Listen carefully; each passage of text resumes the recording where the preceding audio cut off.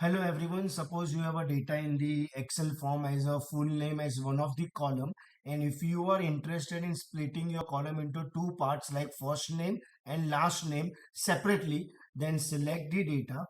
Okay, that is the step number one. And from the keyboard, you have to press Alt A and E.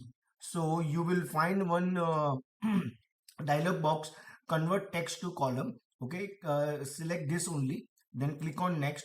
Select the space and tab. Okay, then click on next, and now exactly where you want your data. So you have to select where exactly you want your data. So you have to select, like for example, first name you want over here, you want to start from here. Okay, so select that only cell and fill it.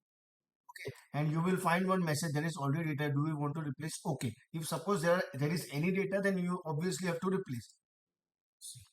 It is first name, so first name and last name. See, you all can see. If you want, we can maximize the font also like this. Okay, it is showing. Thank you everyone.